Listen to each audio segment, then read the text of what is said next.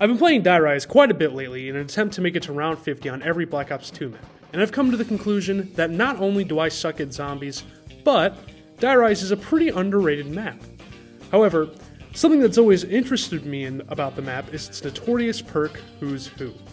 As I'm sure most of you know, Who's Who has become widely known by the zombies community as one of, if not the worst perk in Treyarch zombies. This notion always confused me, as I feel like Who's Who giving the solo player another opportunity to stay alive is something pretty damn valuable. So today, I wanted to make a video that focuses on Who's Who, what it does, and how it interacts with the other core gameplay mechanics within Die Rise. Before we go into the gameplay and these situations, I want to let it be known that all of this play was done in local, meaning that no perma-perks will affect anything in this video. Primarily, this is talking about perma Tombstone, as Tombstone can help you keep your perks after you go down, but you guys will see why that's pretty valuable that Tombstone's not involved in this. And this video primarily focuses on the solo elements of Who's Who. I reckon that most of these rules apply to co-op as well, but I literally had no one to play Die Rise with, so solo gameplay is all we got. Before getting into the more complex situations regarding Who's Who, let's cover what the perk does by itself. Now right off the bat, one can see that Who's Who is a pretty creative perk. When the player goes down, they respawn with the 1911. The player's goal is to then revive themselves with just the pistol. If they fail to do so, the game ends in solo, or you spectate if you're playing co-op.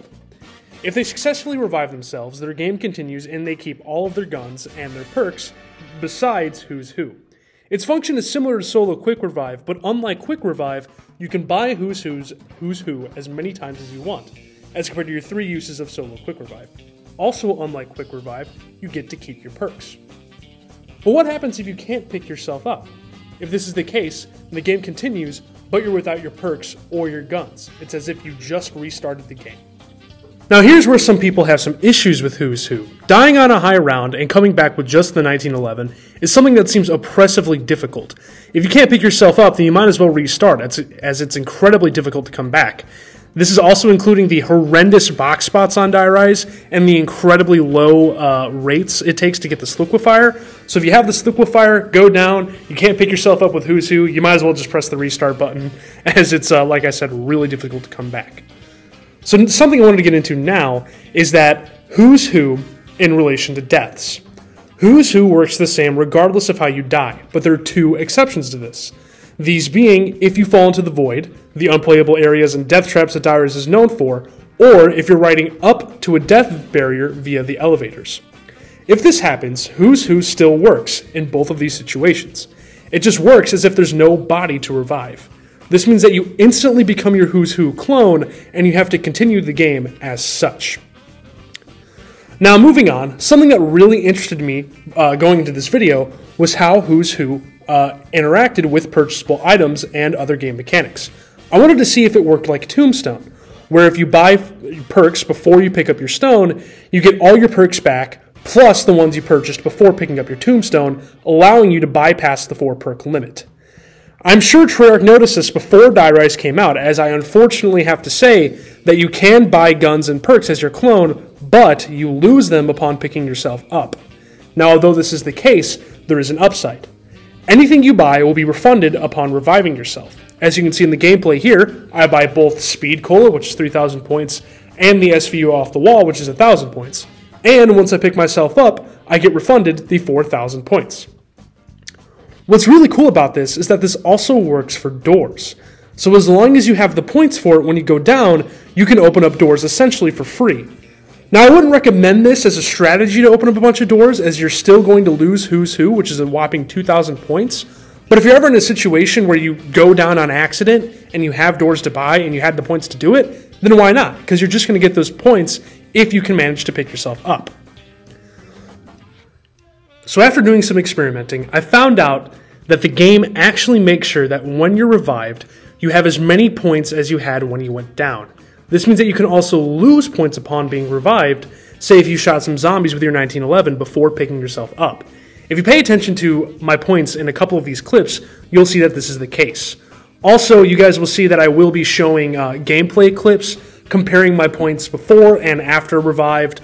That way you guys can see that no matter what the case is, no matter what you buy, how many points you gain, how much loss or gainage you get in points, your points will stay the same once you're picked up. Right when I was about to finish this video, I wanted to check what I believe would be the most convoluted who's who situation you could possibly get into, besides maybe some of the quick revive stuff, but we'll get there when we get there. So we covered what happens to your points when you buy anything when you're cloned. Your points return back to what they were when you were originally downed. But what happens if you acquire a free perk without purchasing it? Do your points come back even though you didn't buy the perk? The answer is no, you don't. But I wanted to check, as I believe this would be the craziest situation you can get into with Who's Who. I think the only way this would happen in normal gameplay is if you have a jumping jack round, and then you have to be playing co-op. You have a jumping jack round, and then you down, your mates finish the round, you get the free perk, the perk is grabbed, and then you pick yourself up. I think that's the only way that can happen, but I still wanted to check it out because there's so much other nuanced thought put into this. I wanted to see if Treyarch slipped up anyway along the way. Because if you get a perk like Speed Cola or Mule Kick, then you're profiting 4,000, 3,000 points if those points still got refunded even though you didn't buy the perk. The latter half of this video is focused on how Who's Who interacts with other perks. As you guys will see pretty quickly, there's still a lot to talk about here, especially when we reach solo quick revive. So just a quick recap on how vanilla Who's Who works. As previously mentioned, if you successfully manage to revive yourself, you keep all of your perks other than Who's Who. Now what's awesome about this is that this includes solo quick revive, meaning that if you can pick yourself up, you still have a free down with your safety net of quick revive. So now there's the whole world of buying perks as your clone. And when you do so, you gain the benefits of those perks for the brief time that you are your clone.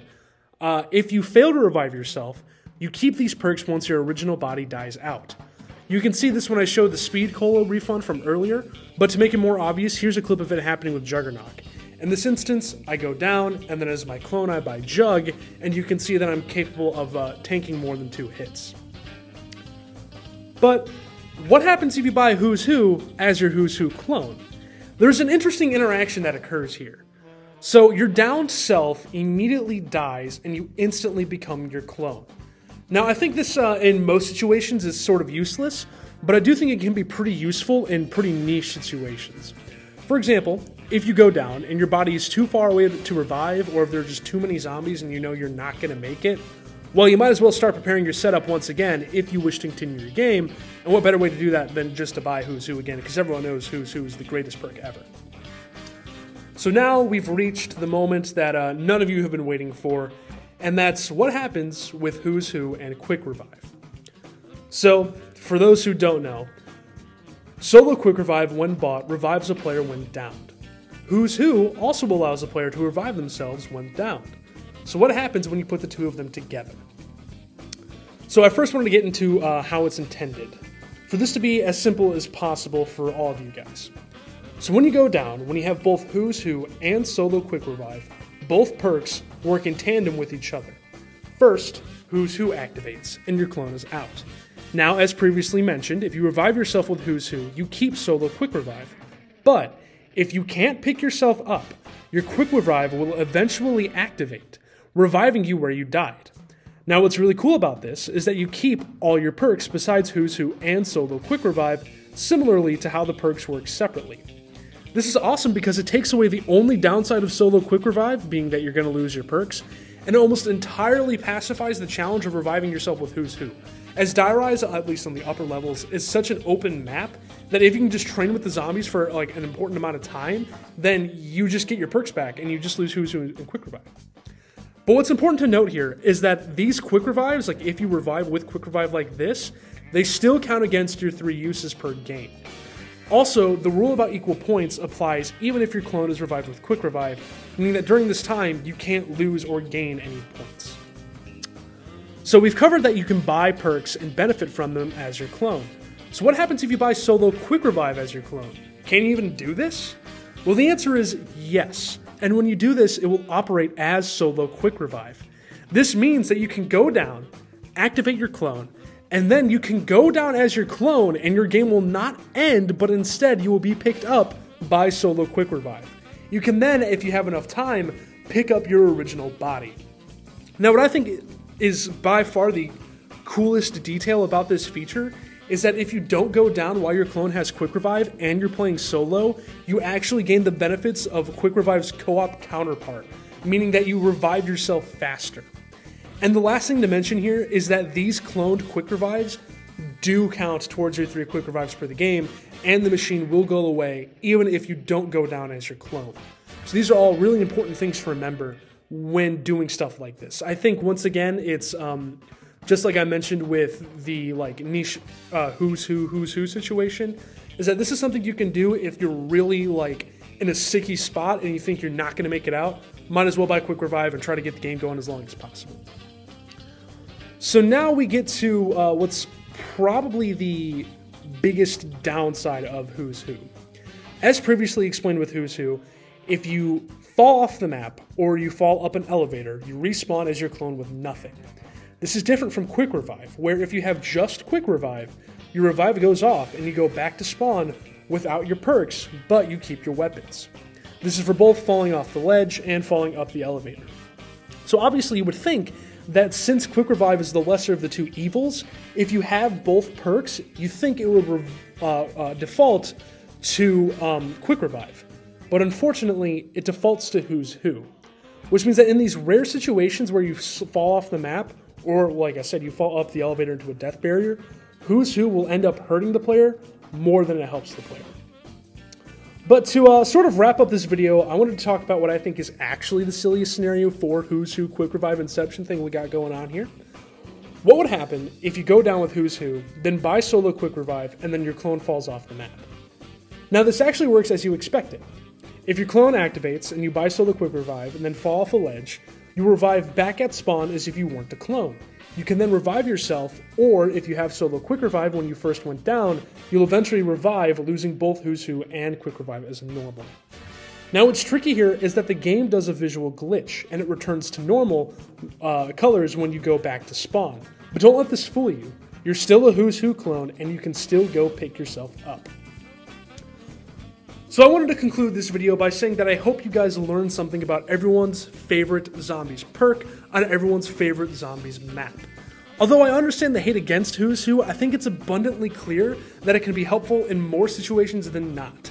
And regardless of your feelings towards the perk, you have to admit that Treyarch put a lot of effort and care when it came to making it and implementing it.